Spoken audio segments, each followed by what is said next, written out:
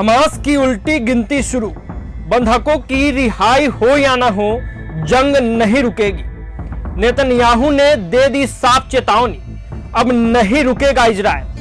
Gaza में तबाही का नया अध्याय शुरू। युद्ध विराम की उम्मीदों पर पानी फिरा।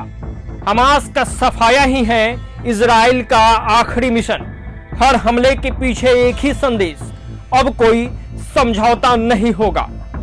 आपको बताते चले कि प्रधानमंत्री नेतन्याहू ने डोर टू कहा है कि चाहे हमास बंधकों को छोड़े या नहीं, इजराइल का युद्ध अभियान जारी रहेगा।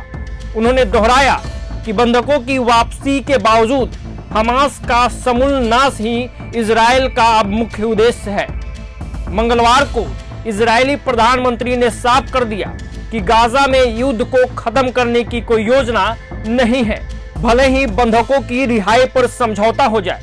उन्होंने कहा कि अगर हमास बंधक छोड़ता भी है तो इजराइल उन्हें लेगा जरूर, मगर जंग तब भी नहीं रुकेगी। यह बयान उस समय आया है जब युद्ध विराम की उम्मीदें बनी थी। नेतन्याहू का रुख अब इन कोशिशों को झटका दे रहा है। उन्होंने साफ किया, युद्ध बंधकों की वापसी पर रुकने वाला नहीं है। इजराइल ने हमास को पूरी तरह मिटाने की रणनीति को प्राथमिकता दी है। सोमवार को एक अमेरिकी इजरायली बंधक की रिहाई हुई थी, जिसे सकारात्मक संकेत माना गया। ट्रंप ने उम्मीद जताई थी कि यह कदम लंबे युद्ध को खत्म कर सकता है।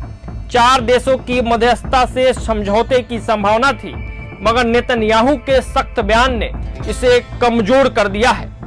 उन्होंने साफ शब्दों में कहा, हम तब तक लड़ेंगे जब तक हमास का खात्मा नहीं हो जाता।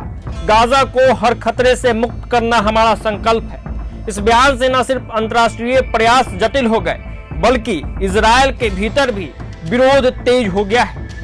बंधकों की रिहाई के लिए इजरायली समाज में बेचैनी है, लेकिन नेतन्याहू की सरकार पर कट्टरपंथियों का प्रभाव बढ़ रहा है, जो किसी भी कीमत पर युद्ध खत्म नहीं करना चाहते हैं। अब गाजा में सैन्य अभियान और तेज करने की घोषणा की गई है, जिसमें वहां की आबादी को हटाकर इजराइल का नियंत्रण बढ़ाने की योजना है।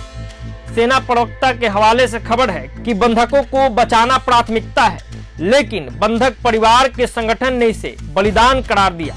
विपक्ष का भी आरोप है कि यह योजना सिर्फ नेतन्याहू की सत्ता बचाने के लिए है। गाजा में हालात बेहद खराब हो चुके हैं।